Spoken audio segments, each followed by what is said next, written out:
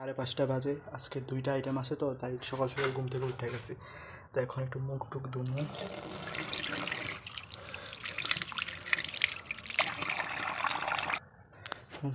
এখন দেখতেছি তো কেউ উঠে নাই। তো আমার পড়াটা বাকি আছে আর কি। কালকে রাতে মনে হয় 12:30টার দিকে শুয়ে গেছিলাম। তো এখন আজকে 5:30টার দিকে উঠছে, পড়তে হইব আর কি। 2টা আইটেম আছে, পড়া শুরু করলাম।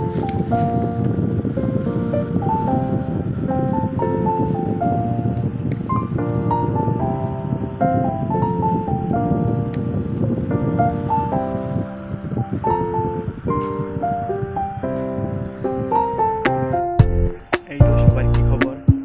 এখন কলেজের দিকে যাইতেছি আর কি। আজকে দিনটা জানি না কেমন যাবে। আজকে 2টা আইটেম, অ্যানাটমির একটা আইটেম আছে, তারপরে ডায়াগ্রামের উপরে আর একটা হচ্ছে ফিজিওলজির আইটেম নাম্বার 4 আছে আর কি।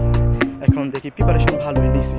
আবার বুধবার বা বৃহস্পতিবার হাটে দিতে তো মাঝে মাঝে একটু হাটও পড়ছি। এখন যাই না আজকের আইটেমগুলো কেমন হইব দেখা যাক, ক্লাসে যাই দেখি।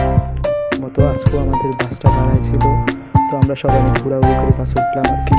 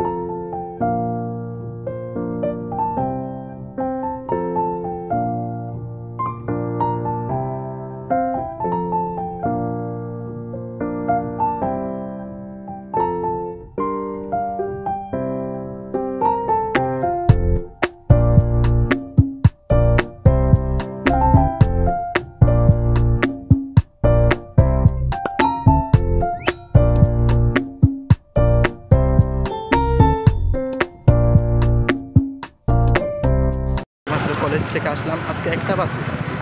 তো কলেজ শেষ। আজকে 2টা আইটেম গেছিলো, অ্যানাটমি খেতে গেছিলো, ডায়াফ্রাম গেছিলো, ওইটাতে ম্যাম 7 দিছিল আর কি। আর তারপরে হয়েছিল ফিজিওলজি 4 নাম্বার আইটেমটা ছিল, ওইটাতে 5 দিছে। তো এখন বাসা থেকে যাইতেছি আর কি। তো হলে চলে আসছি। তো তোমাদের মধ্যে কে একজন যেন আমাকে ইনবক্সে কমেন্ট করেছিল যে ভাই তুমি ফিজিওলজিতে সবগুলোতে 6 করে পাইতেছো। তো এখন এটা আমাদের তো কিছু করার নাই ভাই। ভালো পরীক্ষা দিলেও আমাদের সেকশানে হাইস্ট 6 দেয়, আর পেন্ডিং যারা পায় তাদের 6-এর কম দেয়। আর যারা পাস মানি আমাদের ক্ষেত্রে ফিজিওলজির ক্ষেত্রে 6। আর বাকিগুলোর ক্ষেত্রে যেমন আমার অ্যানাটমির ক্ষেত্রে আমি একটা পরীক্ষায় 7.5 পাইছি। তো ওইটা বললে লাভ নেই। এখন বাসায় চলে আসছি। কালকে আবার মাত্র এক বিষয় 8টা থেকে 9টা একটা ক্লাস। তারপরে আমাদের কলেজে কালকে মানে আগে একটা স্পোর্ট হয়েছিল, তো ওইটার জন্য প্রাইজ দিবে। তো বাসায় চলে আসবো। কালকে আবার আমাদের রুমটা চেঞ্জ করতে হবে, কারণ আমাদের জি ব্লকটা ভেঙে ফেলবো আর কি। ভেঙে নতুন একটা বিল্ডিং করবো। তো আমরা এখন যাবো B8-এ। তো B8-এ দেখাবো তোমাদের B8টা রুমটা কেমন। আবার আসলে এটা একটু ভালো, উপরে জানি না, দেখি চাইলে দেখা যাবে আর কি।